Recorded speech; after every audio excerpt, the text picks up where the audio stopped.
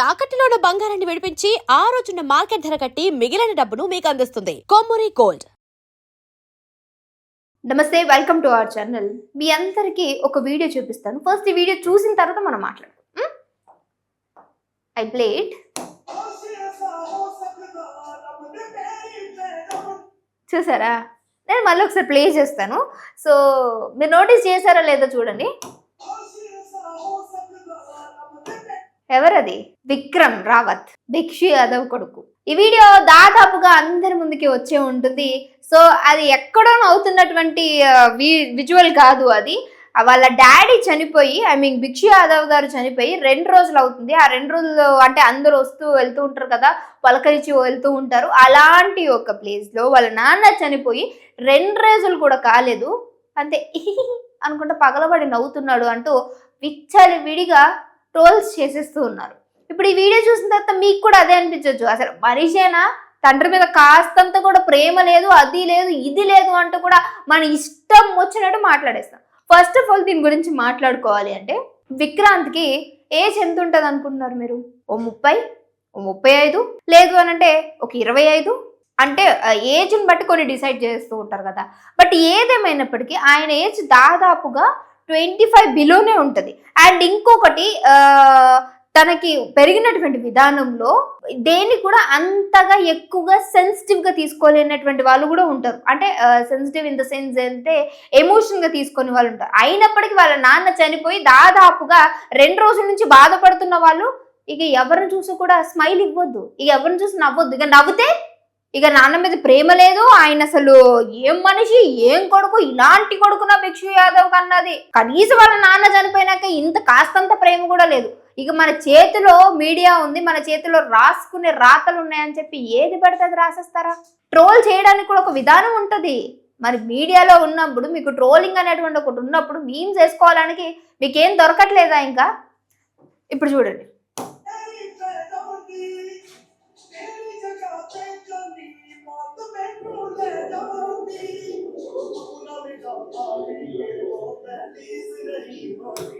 ఎంత దారుణంగా ట్రోల్ చేశారంటే ఆయన్ని, బాధ పాపం కనీసం ఆయన కూడా మాట్లాడలేకపోతూ ఉన్నాడు. ఎవరినో ఫ్రెండ్ చూసి వాళ్ళు నవ్వుంటే ఈయన తిరిగి నవ్వాడు, నవ్వుకుంటూ జస్ట్ అదేమి పెద్ద గంటల తరబడి అక్కడే కూర్చొని ఎవరు ఆయన ఎదురుగా వస్తుంటేనే లేదా వాళ్ళ నాన్న ఫోటో పక్కన కూర్చొని పక్కల పడి నవ్వాడంటే అప్పుడు మీరు ట్రోల్ చేయాలి. అంతేగాని ఎవరు మళ్ళీ వారి సన్నిహితులు, ఫ్రెండ్స్, ఫ్యామిలీ మెంబర్స్ ఎవరో ముందు ఉంటారు. జస్ట్ ఇది చూడండి, ఆయన ఎన్ని ఫ్రాక్షన్ ఆఫ్ సెకండ్స్ లో నవ్వుంటాడు. ఈ వీడియో మొత్తం 21 సెకండ్స్ లో ఉంది. ఈ 21 సెకండ్స్ లో ఆయన నవ్విన సెకండ్స్ చూడండి, 2 సెకండ్స్. ఈ 2 సెకండ్స్ ని మనిషిని పట్టుకుని మనం మాట్లాడేస్తామా? అయినా మీకేం తెలుసు వాళ్ళ లైఫ్ గురించి? ఎవరో ఫ్రెండ్ని చూసి ఏదో జస్ట్ స్మైల్ ఇచ్చి అక్కడికి వెళ్ళి ఆయన జస్ట్ ఆయనకంతా నార్మల్ గానే ఉన్నాడు. ఇప్పుడు నార్మల్ ఉన్నాడు కదా, నవ్వుతూ ఉండలేడు కదా. దీన్ని ఎట్లా ట్రోల్ చేస్తారు? మనుషులేనా కొంచెం అన్న? నాకు అర్థం కాక అడుగుతున్నాను. అంత దారుణంగా ట్రోల్ చేస్తే ఆయన మాట్లాడుతున్నటువంటి తీరు చూడండి. ఒక వ్యక్తి అంట దారుణంగా ఏం రాశాడో తెలియదు కానీ నువ్వు అసలు కన్న కొడుకువేనా అనుకుంటే సంథింగ్ ఏదో రాశాడంట. అన్ని ట్రోల్స్ చూశాడంట కానీ ఆ ఒక్క కామెంట్ ఆయన బాగా బాధ పెట్టినట్టుంది. సో అక్కడ ఉన్నటువంటి మీడియా మిత్రులు అందరూ కూడా మీరు ఏం ఫోకస్ చేస్తారో తెలియదు కానీ ఇలాంటి ట్రోల్స్ చేయడానికి జనాలకి ఇచ్చి వాళ్ళ మనసులు బాధపడే విధంగా చేసేది. బహుశా ఆయనకి నాకు తెలిసి అక్కడ ఎవరినో ఇప్పటికీ 100 సార్లు చెప్పాను, ఎవరినో చూసి నవ్వుంటాడు, జస్ట్ మళ్ళీ అలా వెళ్ళిపోయాడు అంతే. అండ్ తన పనిలో తను ఉన్నాడు. మీ ఇష్టానికి ఏది పడితే రాతలు, ఇక పిచ్చి రాతలు రాయడమేనా? అక్కడ వినండి ఒకసారి.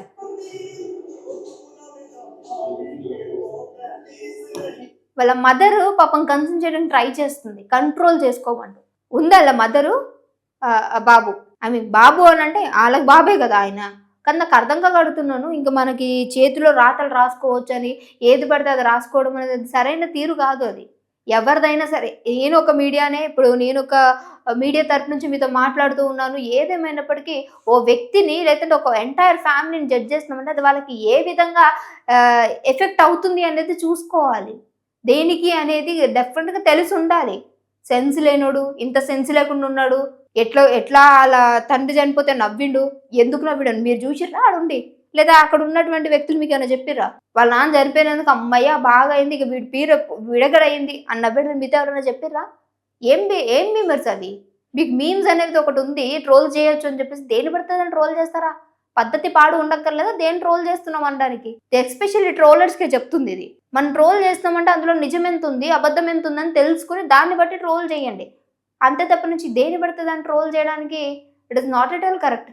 ఒక వ్యక్తి మనోభావాలను దెబ్బతీయడం అనేది ఎంత పెద్ద తప్పో తెలుసా? దాని పట్ల ఆయన ఇంకేదైనా చేసుకునేటువంటిది ఉంటే, ఆల్రెడీ వాళ్ళ నాన్న చనిపోయినటువంటి బాధలో ఉన్నాడు. దీనికి ఇంకా మీరు పైనుంచి ఇంకా ఇక ఏమంటారు, ఒక మనిషి పోతున్నాడు రా బాబు అని అంటే చెయ్యి లేపడానికి పోయి అందరు కలిసి బావిలో నూకేసినట్టుగా అట్లా ఫ్యామిలీ మెంబర్ అట్లా వేయడమా? వాళ్ళ మదర్ చూడండి పాపం సారీ చెప్పిస్తారా మీడియాకి? దేనికి సారీ చెప్పాలైనా మీడియాకి? ఎందుకు ఏం తప్పు చేశాడని? మీడియా వాళ్ళని తిట్టాడా? మీడియా వాళ్ళు ఇక్కడ నుంచి గెట్ అవుట్ అన్నాడా?